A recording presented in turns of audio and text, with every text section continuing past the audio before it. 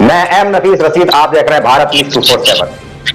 अक्सर कहा जाता है कि मुस्लिमों के अंदर जात पात नहीं होता है, और कई बार अनगिनत बार यानी कि मैं इस पर रिपोर्ट कर चुका हूं और ये जान भी चुका हूं कि किस तरह से गाहे बगाहे ये मुद्दा उठता रहता है। प्रधानमंत्री नरेंद्र मोदी ने भी ये बात कही कि पसमानदा का हम ख्याल करेंगे और मुख्य धारा में जोड़ने की प्रधानमंत्री नरेंद्र मोदी ने अब से कुछ 8 महीने पहले ही बात हैदराबाद के अंदर कही। इसी के साथ हम उत्तर प्रदेश पश्चिम का जो इलाका है जब ज्यादा देखते हैं, क्रिया बिहार की या इस तरह से महाराष्ट्र गुजरात देखते हैं, तो वहां पर भी जात बिरादरी का शब्द मुसलमानों में सुनने को आता रहता है। मैं जोड़ूंगा मुंबई से हैं सरफराज अंसारी, वो अक्सर अपनी फेसबुक पर पसमानदा और अशराफ को लेकर बयान देते रहते हैं। जो लिखते हैं वो उनके खुद के बयान होते हैं। कई बार मेरी फोन पर बातचीत हुई और मैंने ये जाना कि भाई जिस तरह से मैं आपको स्क्रीनशॉट दिखा रहा हूँ ये सब के सब उनके फेसबुक पे हैं, और इन्हीं के मुताबिक मैं सवाल भी करूंगा और ये जानने की कोशिश करूंगा सरफराज अंसारी से कि वो इतना आग बबूला अशराफ बिरादरी पर क्यों हो रहे हैं। क्योंकि कहीं ना कहीं मुसलमानों में एक बात कह के खत्म कर दी जाती है कि अब जब सभी एक सफ में खड़े हो गए तो अब कोई ना बंदा रहा ना बंदा नवाज। अब क्यों ये भेदभाव और क्यों इस तरह की फेसबुक पर कमेंट्स बाजियां होती हैं, क्यों पोस्ट लगाई जाती हैं, और जबकि ये नहीं देखा जा रहा है कि भाई किसका हक कौन मार रहा है। क्योंकि अक्सर ये कहा जाता है कि मुसलमानों को तो बराबर की भागीदारी मिली है। तो जुड़ चुके हैं मेरे साथ में सरफराज अंसारी। सरफराज साहब, स्वागत है भारत न्यूज़ 247 में आपका। बहुत बहुत शुक्रिया नफीस साहब, आपने हमें अपने चैनल पे अपनी बात रखने का मौका दिया, इसके लिए आपका बहुत बहुत शुक्रिया। सरफराज, जानना चाह रहा हूँ कि आप अक्सर फेसबुक पे लिखते रहते हैं कि ये अशराफ सैयद और खा गए पसमानदाओं का हक, और बहुत सारी ऐसी पोस्ट हैं आपकी, मैं दिखा रहा हूँ, लोग देख रहे हैं तो बड़ा तंज करती हैं, और इसमें लोग समझ नहीं पाते होंगे क्योंकि बहुत से लोग आपकी फेसबुक पे गैर मुस्लिम भी जुड़े हैं और वो समझ नहीं पाते होंगे कि आप क्या किसको रहे हैं। क्या मुसलमानों में ये मान लिया जाए कि जात बिरादरी सड़के बोल रही है और इसका हक अधिकार लेके बढ़ रहा है और भंडाभार हो रहा है? कि देखिए, जैसा आपने कहा कि मुसलमानों में जात बिरादरी सर चटकर बोल रही है, तो आपको मैं बता दूं कि जात और बिरादरी की बात जहां तक है वो हिंदुओं से कम मुसलमानों में नहीं है। वहां भी शादी विवाह नहीं होता है और यहाँ भी नहीं होता है। कहते हैं ना, मस्जिद तक हम भाई हैं, मस्जिद के बाहर दूल्हा और नाई है। अच्छा। और ये शेर है और ये हकीकत है, और इनको हमारे उलमाओं को तस्लीम करना होगा। और कहने की बात ये है इस पर सबसे बड़ी चीज कि ये हमारे समाज में जो इन सब इस प्रकार की कुरीतियां आई, इसके लिए जिम्मेदार हमारे उलमा हैं। क्योंकि मैंने इन लोगों की किताबों को पढ़ना जब से शुरू किया और देखा बड़े बड़े आलिम, जैसे कि आप अशरफ अली थानवी साहब को उठा लें और आप आला अहमद रजा खान साहब को ले लें, उनके फतवा को, तो इनके फतवा में साफ लिखा हुआ है मुसलमानों को 3 भागों में डिवाइड किया गया। एक अशराफ और अरजाक। अशराफ की कैटेगरी में इन्होंने शेख, सैयद, मुगल और पठानों को रखा है। ठीक है कि अशराफ की कैटेगरी में इन्होंने जुल्हा, झुनिया, गुजरा और भी जो दीगर नाई और भी जो दीगर बिरादरी आती है उनको रखा है। और ये जो अर्जल की कैटेगरी में सबसे नीच, इनमें आपको भंगी, मेहतर, हलालखोर, ये इन सब जो बिरादरी आती है इनको रखा है।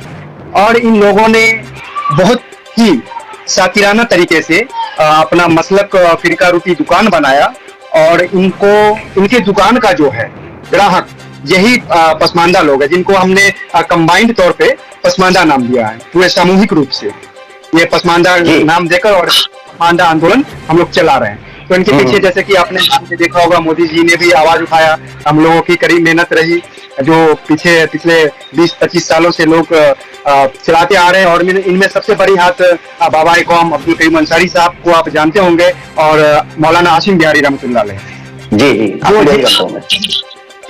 जिन्होंने पसमानदा आंदोलन को चलाया और भारत के विभाजन को जो बड़े पैमाने पर होना था उनको रोका। और जहाँ जैसे कि पाकिस्तान में कहा भी जाता है कि पाकिस्तान जो छोटा हो गया वो जुलाहों की वजह से हो गया, नहीं तो पाकिस्तान का जो क्षेत्रफल होता वो और बड़ा होता, ऐसा कहा जाता है। मैंने सुना है पाकिस्तान के एक महबूब करके कुछ ऐसे नाम है, हिस्टोरियन का नाम जहन से जा रहा है हमारे, और उन्होंने कहा मेरे पास वीडियोस है, मैं फेसबुक या ट्विटर पे उसको पोस्ट करूंगा, आप देखिएगा। तो उन्होंने कहा कि जो पाकिस्तान का जो क्षेत्रफल है ये जुलाहों की वजह से छोटा होता है, उनको ये यूपी बिहार तक होता है। तो ये सब चीजें हैं, और क्या बताया जाए, दम भरते हैं हमारे आलिम उलमा, कहते हैं कि आज सवाल मैं आपसे ये जानना चाह रहा था कि आप युवा हैं और बड़ा गरम गरम दिखते हैं आप, गालियों जैसा, गाली तो नहीं होती है पर गालियों जैसा होता है, उर्दू का इस्तेमाल करते हुए आप किसी को अगर नमक हराम दिख देंगे तो वो नमक हराम ही नहीं होगा। पसमंदा होने पर आप अशराफ को यानी कि सैयदों को गाली दे देते हैं आप। मैं उनको गाली ही कहूंगा मैं, क्योंकि आप बड़ा घुमा फिरा के लिख देते हैं सैयदों के बारे में। सवाल यह है कि नुकसान कहाँ हो रहा है? नुकसान देखिए, हमें जड़ को ढूंढना होगा, बीमारी का जड़ कहाँ। हाँ, बीमारी को ढूंढना होगा, हमें बीमारी का पता लग जाएगा तो सही तरीके से इलाज हो पाएगा। तो हम जो इतिहास में देखते हैं 800 वर्षों की उम्मत की जो ये लोग हमारे आलिम उलमा दम भरते हैं कि मुसलमानों का 800 वर्षों तक हिंदुस्तान पर हुकूमत रहा, और उस समय हिंदुस्तान की जीडीपी दुनिया की 1/4 थी, लगभग 25%, ऐसा कहते हैं हमारे उलमा। और उस समय जब मुगलों की हुकूमत थी तो आप देख ले कि हिंदुस्तान की कुल आबादी क्या रही होगी, हमें लगता है कि 8 से 10 करोड़, ज्यादा से ज्यादा लाख तक रही होगी जी। और उसमें 2 करोड़ 1.5 करोड़ मुसलमान रहे होंगे, उससे ज्यादा तो नहीं रहा होगा ना। जी। और इसकी हुकूमत हो, और अभी आजाद भारत में आप देख ले कि उसकी 90% आबादी दलित से बदतर हो चुकी है, तो हमारे 800 वर्षों के हुकूमत पे तो सवाल बनता है। 800 वर्ष हुकूमत आपने कहा की है, ये तो मैं भी जानता हूँ, वो तो मुगलों की है, और मुगल आपके नहीं थे, आप मुगलों की औलाद भी नहीं है। हाँ बिल्कुल, लेकिन हमारे उलमा दम भरते हैं ना कि मुसलमानों ने की है। तो क्या मान लिया जाए कि मुसलमान सिर्फ शेख, सैयद, मुगल और पठान ही होते हैं? इसके अलावा कोई और मुसलमान की कैटेगरी में फॉल नहीं करता? ये मान लिया जाए, ये सवाल है हमारे जो रहनुमा है, दीन के रहनुमा है, जो कहते हैं कि हमारी हुकूमत 800 वर्षों तक रही, तो मान लिया जाए कि हम लोग मुसलमान की कैटेगरी में फॉल नहीं करते हैं। अगर नहीं करते हैं तो वो खुला फतवा दे। अगर वो बोलते हैं कि नहीं सबने हुकूमत की, तो फिर आज हमारी स्थिति 90% पसमानदा मुसलमानों की स्थिति दलित से बदतर क्यों हुई? इसका जिम्मेदार कौन? ये तो सवाल बनता है ना। और जब हम इन सब चीजों को देखते हैं, इन सब चीजों का अध्ययन करते हैं, तो एक युवा होने के नाते हमारा जो एक कहने का तरीका है, जो लिखने का तरीका है, वो तंज और गर्म हो जाता है। और मैं इस शब्द को अपना लूं कि कहीं ना कहीं गुस्सा है, और ये अजीब तरह गुस्सा, यानी कि आज मौका मिला फेसबुक, व्हाट्सएप, ट्विटर का तो आप उतार रहे हैं, आपसे पहले मौका नहीं मिला चीजों का तो नहीं उतार पाए आप लोग। बिल्कुल, मौका इन सब चीजों का इस तरीके से नहीं मिला। अभी सोशल मीडिया का जमाना है, तो कुछ मौका मिला। जो हमारे पास जो वसाइल वगैरह जो हैं वो बहुत कम, सीमित है। तो आप समझिए कि हमारे जो तबकात हैं वो दलित से बदतर है। उनकी हालत, सच्चर कमेटी ने साफ साफ कह दिया कि मुसलमानों की 80% हालत, जो लोग हैं पसमानदा है, उनकी हालात दलित से बदतर हो चुकी है। और उन्होंने लिखा भी कि इनकी दलित से बदतर हो चुकी है। लेकिन हमारी जो नेशनल मीडिया है, और खासकर उर्दू, 1-2 मीडिया जो उर्दू, वो पूरे तौर पर कहती है कि ये पूरे मुसलमानों की हालत दलित से बदतर है। तो आप देख लीजिए भाई साहब, जमींदार कौन है? अभी भी जो जमीन है ज्यादा बड़ी तादाद में 100 बीघा 200 बीघा जो भी चीजें हैं, या फिर वक्फ की जमीन को देख लीजिए, वो किनके कब्जे में है? यही लोग 4-5% जो अशराफ बिरादरी आते हैं उनके कब्जे में। और जब हम इस बात को मानते हैं, क्योंकि हालातों को और कई सारी रिपोर्टों को अगर सामने रखते हैं, काफी लोगों के बयान सामने रखते हैं, तो ये बात माननी पड़ेगी कि हाँ ऐसा है। और ये सच भी है, प्रधानमंत्री नरेंद्र मोदी की ही बात नहीं है, सच्चर कमेटी और मंडल कमीशन की भी बात यही आती है, और सबने इस बात को माना है कि मुसलमानों की हालत दलितों से भी बदतर है। पर फिर भी सरफराज, आप युवा हैं, मैं फिर वही बात पूछूंगा कि जिस तरह से आप अपनी ओर से अशराफ पर हमले कर रहे हैं और लिख कर ये बताने की कोशिश कर रहे हैं कि आपको किसने लूटा, फिर भी अगर कहीं सुधार की गुंजाइश है, तो अगर आपसे पूछा जाए कि चलो सरफराज अंसारी, आप सुधार की कोशिश कीजिए, हम आपके साथ हैं, तो आप क्या कर सकते हैं? क्योंकि कहीं ना कहीं तो किसी न किसी से तो कमी हुई है, तो कोई तो बेहतर करेगा ना। देखिए, हमारा जो गुस्सा है वो अशराफों पे है। क्योंकि अतीत में जो हमारे साथ हुआ और वर्तमान में भी कुछ ना कुछ सेम चीजें हो रही है।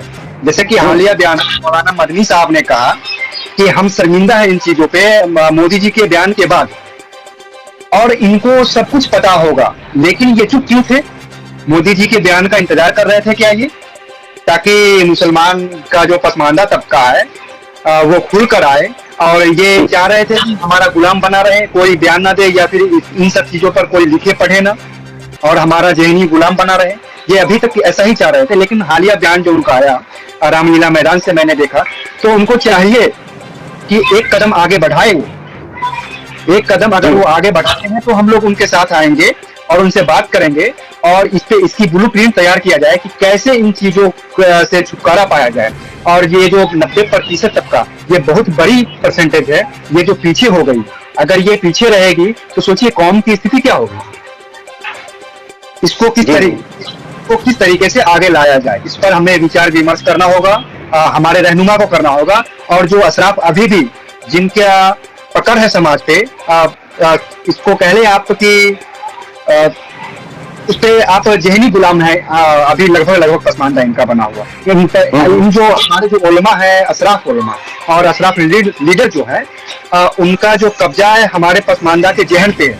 और जहन पे कैसे है कि वो दीन के रूप में, अब मान लिया जाए कि नया नया सोचा छोड़ते हैं ये कि हाँ ये यहूदी जो है हमारा हमें बर्बाद करने की साजिश कर रहा है, हिंदू जो है हमारे खिलाफ है। अभी जो इस तरीके की हम बात करेंगे, मैं यहाँ रोकना चाहूंगा सरफराज आपको। मैं तो वही जानना चाह रहा हूँ, अब आप पढ़ोगे नहीं, आप लिखोगे नहीं, आप मौलवी बनोगे नहीं, कोई तो बनेगा नहीं। देखिए, आपको मुफ्ती बनने से किसने रोका है? आपको हाफिज बनने से किसने रोका है? साहब बिल्कुल रोका है। आप अतीत को देखेंगे तो अतीत में आप पाएंगे कि इन्होंने रोका है। ये कहते हैं कि मदरसा में, मैं बताता हूँ आपको, ये कहते हैं कि मदरसा में मुसलमान नहीं आते हैं, अब मुसलमान जो है वो स्कूल जा रहे हैं।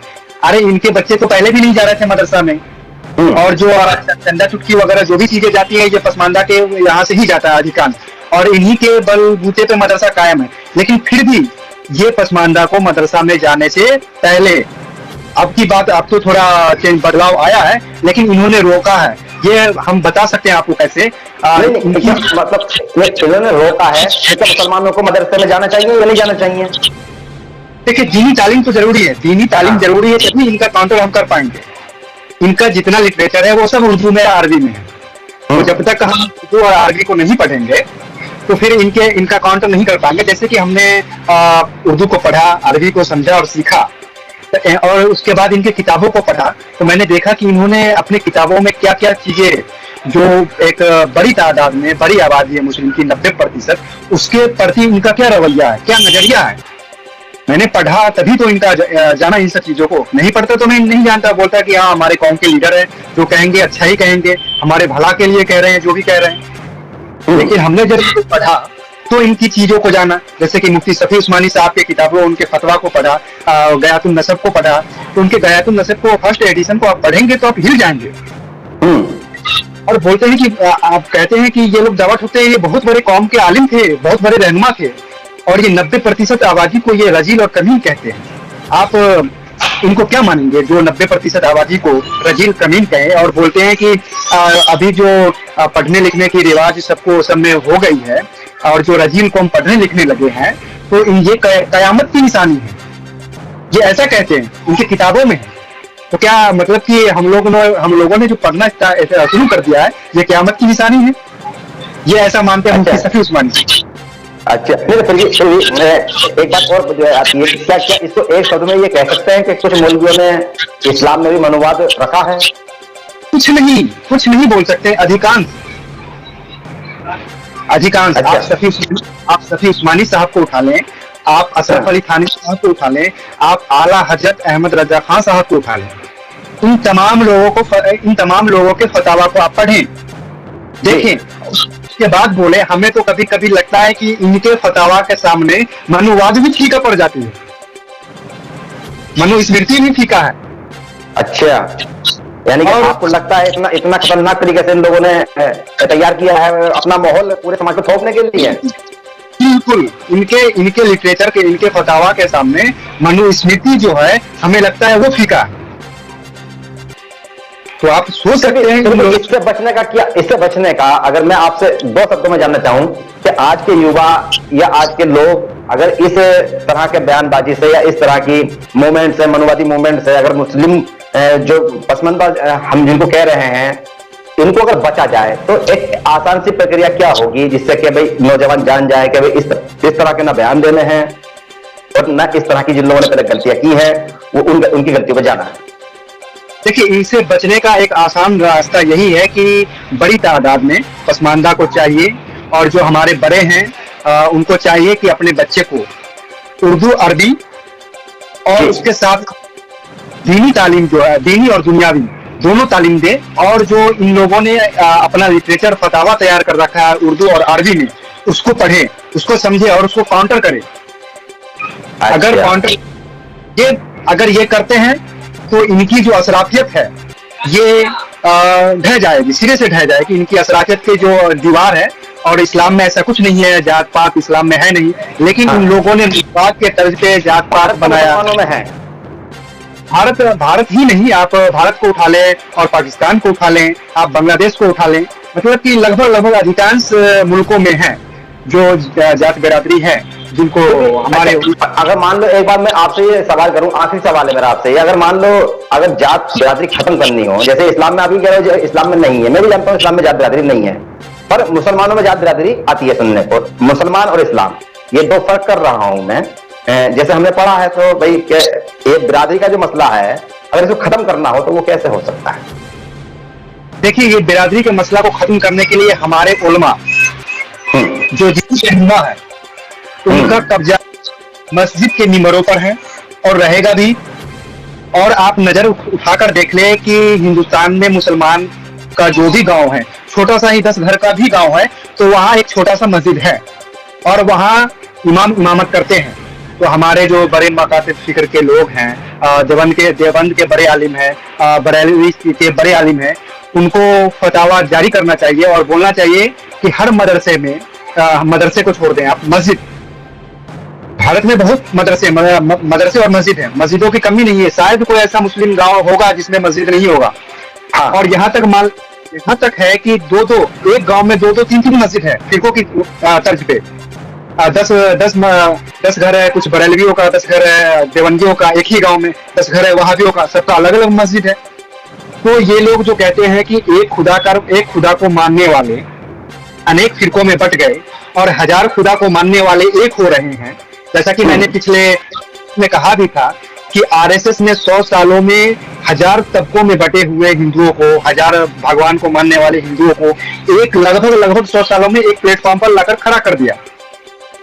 लेकिन हमारे उलमा जो दम भरते हैं कि हमने हिंदुस्तान पर 800 वर्षों तक हुकूमत करी, तो आप देखिए कि 800 वर्षों में इन लोगों ने हमें मतलब कि सैकड़ों फिरकों में तकसीम कर दिया। जात बिरादरी में तो किया ही क्या, और फिरकों में ये भी कर दिया।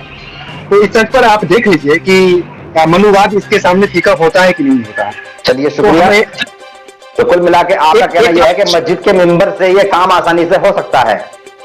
की बात मैं आपको बता दूं कि ये उलमा को चाहिए कि ऐलान करे, दारुल उलूम देवबंद से, बरेलवी शरीफ से ऐलान करे कि हर मस्जिद के मेंबर से जुमा के दिन खुतबा में जात बिरादरी जो बटी हुई तकसीम हो गई है, और हो गई नहीं है, किया गया है, तो इसको खत्म करने के लिए वहां पे तकरीर करे। और अगर वहां से तकरीर होती है तो हिंदुस्तान के हर कोने में ये आवाज जाएगी, गांव-गांव तक।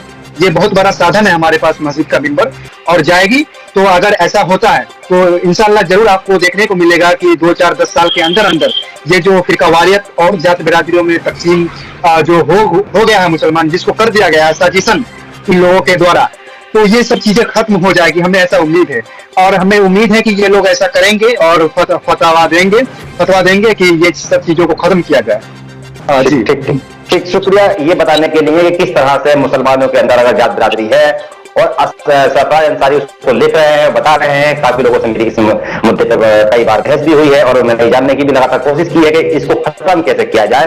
तो सरफराज अंसारी का भी यही मानना है कि मस्जिद के मेंबर से ये काम आसानी से इमाम कर सकते हैं। अब जरूरत यह है कि जो मुस्लिमों की तंजीमें चल रही हैं, बड़ी बड़ी तंजीमें चल रही हैं, जो दम भरती हैं कि हम इस्लाम के ठेकेदार हैं और इस्लाम के अंदर यानी कि एक तरह से मोहब्बत और एकता का पैगाम फैला रहे हैं, जिम्मेदारी उनके कांधे पर ज्यादा बन जाती है। ये सरफराज भी कह रहे हैं और ये काफी लोग मानते भी हैं। बहुत बहुत शुक्रिया सरफराज साहब हमसे जुड़ने के लिए। बहुत बहुत शुक्रिया आपका हमें समय देने के लिए। जी शुक्रिया। मैं एम नफीस रशीद, आप देख रहे थे भारत न्यूज़ सुपर 7।